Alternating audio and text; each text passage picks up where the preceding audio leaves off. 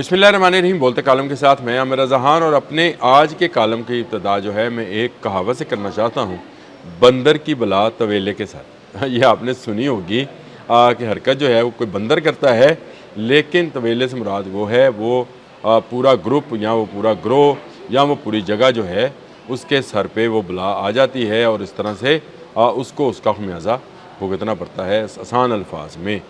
और आपको ये भी पता है कि सिर्फ एक कौम को बंदर बनाया गया था, कुरान पाक में है, और वो बनी इसराइल के वो लोग थे जिन्होंने वादा खिलाफ़ी की थी, हफ्ते वाले दिन शिकार करना शुरू कर दिया था, उनको बंदर बना दिया गया था। तो ये बंदर की बला तवेले के सर जो है, अब आपको मैं इसकी तफसील बताने जा रहा हूँ, जो कि इंतहाई खौलनाक और खौफनाक है। इस 28 फरवरी को शुरू होने वाली जंग में बंदर ने मिसाइल चलाया, यानी इसराइल ने मिसाइल चलाया, और जो है अली ख़ामनेई को शहीद कर दिया। 40 रोज़ा जंग में ईरान ने पलट कर जवाब दिया। अमेरिका इसमें इंटरवीन करता है इसराइल की जानिब से, वो अपने जहाज़ लेकर आता है, अपने अड्डों से फायरिंग करता है, ईरान ताक ताक कर उनको निशाना बनाता है, दुबई की इकॉनमी को तबाह बर्बाद करता है। शाहिद 136 जो है और शहीद दाना ड्रोन जो हैं वो वहाँ पर तबाही मचाते हैं। बैलिस्टिक मिसाइल्स जो हैं, खैबर शिकन जैसे मिसाइल्स, वो तबाही मचाते हैं इसराइल में सारी जगहों पे। इसी तरह ईरान में भी जो है B-2 के साथ बमबारी की जाती है, वहाँ पर मिसाइल गिराए जाते हैं, एयर स्ट्राइक्स की जाती हैं, और नारे लगाए जाते हैं कि एक रोज़ में हमने 19 एयर स्ट्राइक्स की। तो दोनों तरफ एक घमसान की जंग जारी रही। ये सारा उस बंदर यानी उस इसराइल की जानिब से, अब मैं उसको बंदर कहना नहीं चाहता, बट कुरान में ये फैसला है जो है, मैंने क्योंकि कहावत से ये ड्राइव किया है तो इसलिए प्लीज़ माइंड ना कीजिए, बट इसराइल जो है उसकी ये शरारत थी जो अब तवेले को उठाना पड़ेगी। अब आ जाएँ तवेले की तरफ कि हुआ क्या। एक तरफ तबाही हुई, दुबई जैसे मुल्क जो था, रियासत जो थी, उसकी इकॉनमी तबाह हुई, दुनिया में ऑयल की प्राइसेस ऊपर चली गई, तेल की तजारत रुक गई, गल्फ़ से गुजरने वाले जहाज़ रुक गए, जिससे पूरी दुनिया में जो महंगाई का तूफ़ान था वो आया। इकोनॉमी स्ट्रेस जो है वो बढ़ता चला गया। खुद दुबई से कंपनीज़ भाग गईं क्योंकि वो उसको गैर महफूज समझती थी। गल्फ़ जो थी वो पूरी तरह इसराइल के गोद में जा बैठी। इसराइल ने वहाँ पर अपनी इंस्टॉलेशंस की।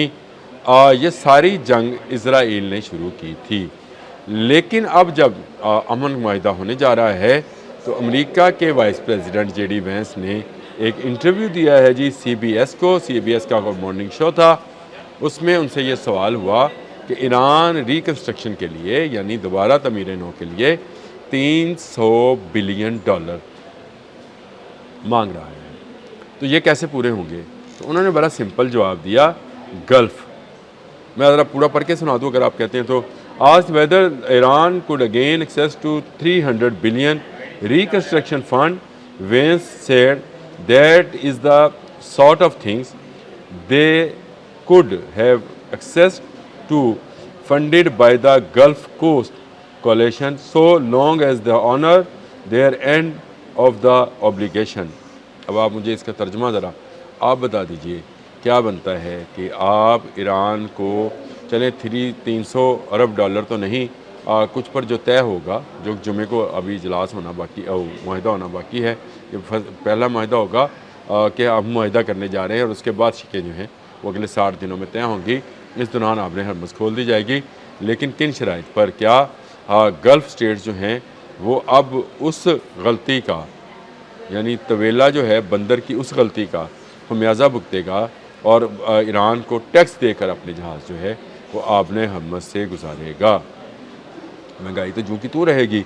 आलमी सतह पर तेल की कीमतें जो हैं वो चाहे $80 पे आ गई हैं या $70 पर भी आ जाएं, जब टैक्स दिया जाएगा तो ये 70 जो है इसको आप $75 पर बैरल समझें। बड़ा सिंपल सा कैलकुलेशंस हैं, अब बड़ी सिंपल सी हैं, और बंदर की बला तवेले के सर के गल्फ़ को इसका जो है खमियाजा भुगतना पड़ेगा, क्योंकि वो अपने जहाज़ों को गुजारने के लिए ईरान को टैक्स देंगे, जिससे ईरान की इकॉनमी जो है इन डॉलर्स मजबूत होगी। वायदा तो होने जा रहा है।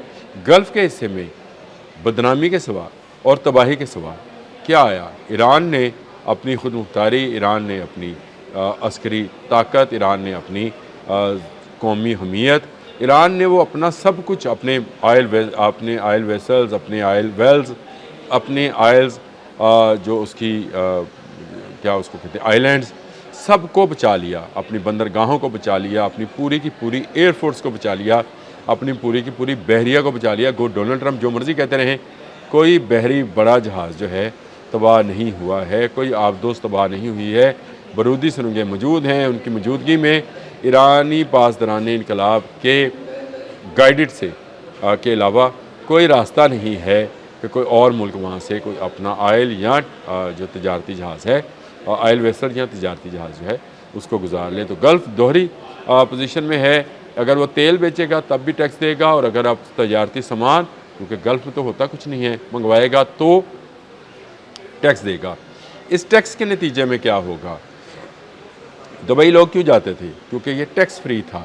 وہ سمجھتے تھے کہ یہاں پر کاروبار کرنا آسان ہے، بلیک منی کو وائٹ کرنا آسان ہے، اور جو ہے اس کے لیے وہاں پر کوئی ٹیکسیشن کا نظام نہیں ہے۔ یہ ویسے ہی ہے جیسے پاناما تھی، وہ یہ ویسے ہی ہے جیسے دنیا کے مختلف ممالک میں اس طرح کے ٹیکس فری زون بنائے جاتے ہیں، جہاں کمپنیز آ کر بیٹھتی ہیں، عیاشی کرتی ہیں، لوٹ مار کرتی ہیں، پوری دنیا سے دولت کو ایک جگہ پر اکٹھی کرتی ہیں اور پھر بانٹ لیتی ہیں۔ لیکن ان ٹیکسیشن کی صورت میں دبئی اتنا سستا نہیں رہے گا، دبئی مہنگا ہو سکتا ہے، اور دبئی کی مہنگے ہونے سے اگر لوگ یورپ چھوڑ کر کے یورپ مہنگا ہے دبئی میں آئے تھے، تو پھر اگر بہت ہی کم مارجن رہ جاتا ہے تو پھر وہ دبئی کی گرمی میں کیوں رہیں، وہ یورپ کی ٹھنڈی فضاؤں میں کیوں سانس نہ لیں، یا امریکہ یا کسی اور جگہ پر جو ہے وہ اپنے بزنس کو کیوں نہ لے کر جائیں۔ یہ وہ معاملہ ہے جس کو دیکھ کر مجھے لگتا ہے کہ شاید وہ دبئی جو 28 فروری سے پہلے کا تھا دوبارہ سے اس طرح سے نہ بن سکے، لیکن دینا جو ٹیکس ہے وہ گلف کو پڑے گا۔ گلف کی تمام سٹیٹس جو ہیں وہ اپنا جہاز اگر گزارنا چاہتی ہیں اس طرف سے، یعنی آپ نے حمص کی طرف سے، تو وہ اس کا ٹیکس پے کریں گی، اور 300 ارب ڈالر کا جو ایران کا کلیم ہے، شاید مذاکرات کی صورت میں اس میں کمی بیشی کر دی جائے، لیکن یہ بات پرنسپلی طے ہوتی نظر آتی ہے کہ ایران کا یہ کلیم جو ہے اس کو تسلیم کر لیا گیا، اصولی طور پر تسلیم کر لیا گیا ہے۔ اس کی نیٹی گیٹیز جو ہیں یا اس کی چھوٹی موٹی چیزیں جو ہیں، نوک پلک جس کو ہم اردو میں بڑے پیار سے کہتے ہیں لطیف پیرائے میں، کہ نوک پلک جو ہے وہ سنواری جا سکتی ہے، اس میں ڈالرز کا یا ہندسوں کا اوپر نیچے ہونا کوئی معنی نہیں رکھتا۔ ایک مرتبہ اگر آپ نے حمص پہ ٹیکسیشن شروع ہو گئی تو یہ ٹیکسیشن پھر آپ یاد رکھیے گا کبھی ختم نہیں ہوگی۔ جب اس کو ختم کرنے کی کوشش کی جائے گی ایران اٹھ کھڑا ہوگا۔ یہ ساری زندگی کے لیے گلف پر اور ٹیکس لگایا جا رہا ہے، اور دبئی سمیت تمام گلف کی سٹیٹ جو ہیں ایران کو بھتہ دے کر اپنا جہاز، چاہے وہ آئل ویسل ہے چاہے وہ تجارتی جہاز ہے، ایک طرف سے دوسری طرف لے کے جائیں گی۔ بھتہ دیے بغیر اب گزارا نہیں ہے۔ امریکہ قبضہ کرنے آیا تھا اپنے حمص پہ، قبضہ دے کر جا رہا ہے ایران کو، اور بندر، میں نے بتایا کہ اسرائیل نے جنگ شروع کی تھی، بندر کی بلا طویلے کے ساتھ جا رہی ہے۔ اب تک کے لیے اتنا ہی، اللہ حافظ۔